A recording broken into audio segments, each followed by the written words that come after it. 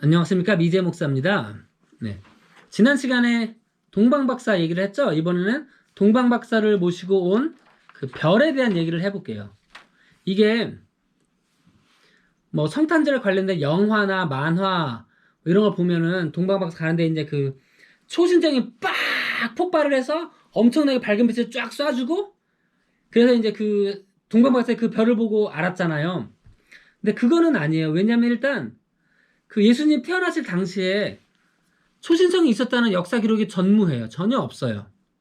그리고 두 번째는 성경에 나오는데 마태복음에 동방박사들이 별을 보고 그 예루살렘으로 가요. 왜냐면 그 별을 보니까 이게 왕이 태어난 별이다. 그래서 이제 뭐 왕이 태어났으면은 뭐 서울에 있겠죠, 왕은. 근데 그때 이스라엘의 서울은 예루살렘이니까 예루살렘에 가요. 그래서 거기서 야, 왕이 태어난 별을 봤는데 그 새로 태어난 우리 그 뭐라고 해야 돼? 한국말로 표현하면 이제 세자 저하가 어디 계시냐라고 물어보니까 사람들이 깜짝 놀래요. 그러니까 아무도 모르는 거예요, 예루살렘에서는.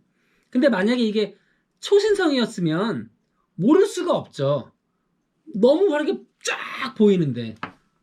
그러니까 일단 초신성은 신성이나 초신성은 절대 아닌 거예요.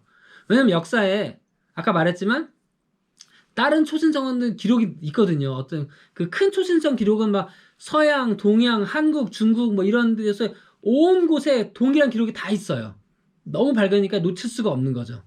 근데 일단 그 기록이 전무한 걸로 봐서는 초신성은 될 수도 없고, 그리고 초신성이었으면 예루살렘 사람들이 못 볼 수가 없는데 아무도 몰랐다는 거죠. 그러니까 이건 초신성이 아니라 다른 뭔가 있는 건데, 그러면 그 작년 초에 또는 그 이런 기사를 보셨을 거예요. 그게 뭐냐면은 2020년, 그러니까 지금 2년, 그러니까 2년 전인데 사실은 1년 좀 더 전이죠.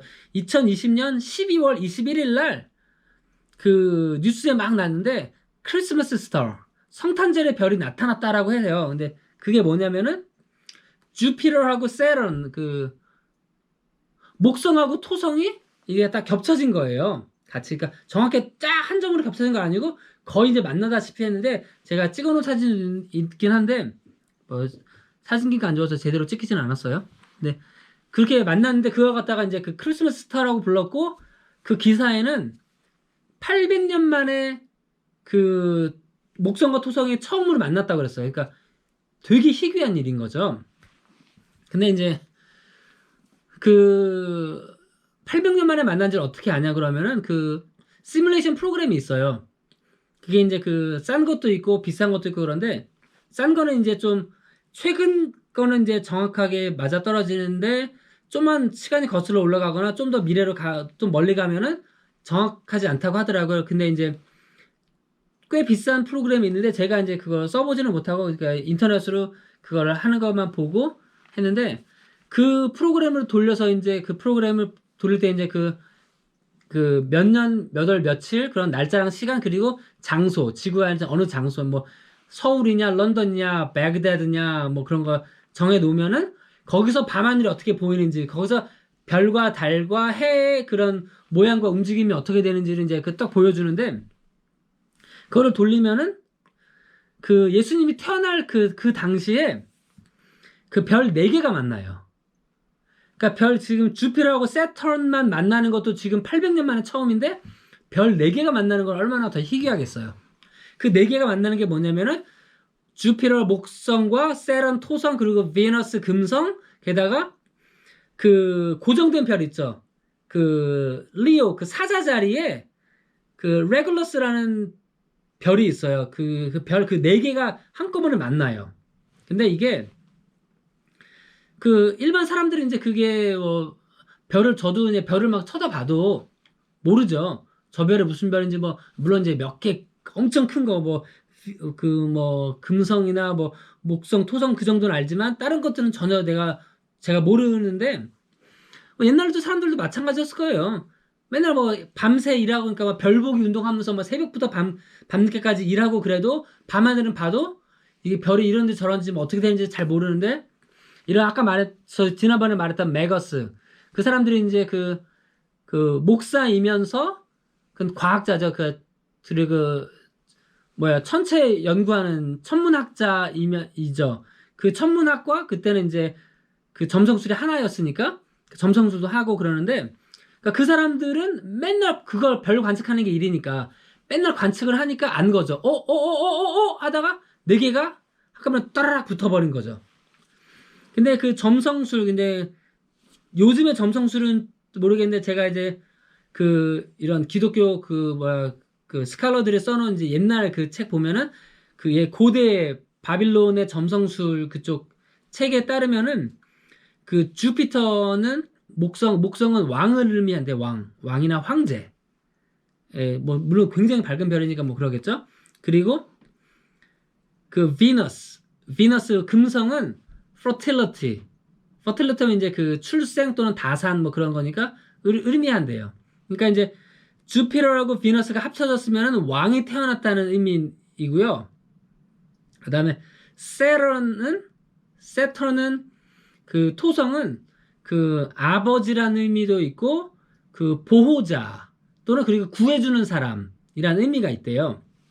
그 다음에 마지막으로 아까 말했던 그 레귤러스는 그 별자리 컨스텔레이션 그 사자 자리에서 가장 밝은 별이거든요. 근데 그 사자 자리가 뭘 의미하냐면은 유대를 의미한대요. 이스라엘, 고대 이스라엘. 왜냐면 그 나라마다 뭐 자기 상징하는 동물들 뭐 그런 게 있잖아요. 그러니까 뭐 한국은 뭐 호랑이라느니, 뭐 고대 로마는 이제 독수리였고, 뭐 러시아는 이제 뭐 불곰이고 뭐 그런 거 있잖아요. 그러니까 그런 것처럼 예전에는 그 유대랑 이스라엘은 사자를 의미했거든요. 그래서 성경에도 그런 표현이 나와요. Lion of Judah, 유다의 사자 뭐 그런 게 나오는데, 그렇게 네 개가 합쳐졌어요. 그래서 레귤러스는 사자 자리에서 가장 밝은 거니까 유대인의 왕을 의미한다고 하더라고요. 그래서 이제 유대인의 왕이자 유대인의 그 구세주, 아까 토성이 구해주는 사람이었죠. 또는 보호자, 유대인의 보호자 또는 구세주, 그 주피터는 황제니까 왕의 왕이 비너스, 태어났다라고 해석이 된 거예요. 그 별자리가. 그래서 동방박사는 이제 그 바벨론 쪽에 있었으니까 자기네 고대 바벨론의 점성술에 따라서 별 4개가 합쳐진 거. 그거는 정말 별 2개만 이렇게 합쳐져도 800년 만에 처음인데 별 4개가 합쳐진 거는 거의 막 역사상 전무후무하겠죠. 그래서 그거를 그렇게 자기네들 점성술로 해석을 하고, 그럼 유대인의 왕이면 예루살렘에서 태어났겠지 하고 유대인의 왕을 보러 예루살렘에 갔는데, 문제는 가다가 걔네들이 별이 사라져요.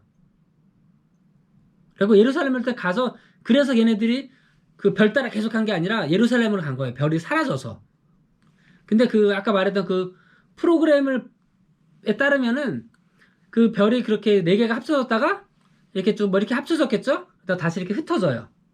근데 그게 한 9개월 정도 만에 쭉 돌아서 다시 합쳐졌다고 하더라고요. 그 프로그램에 따르면은.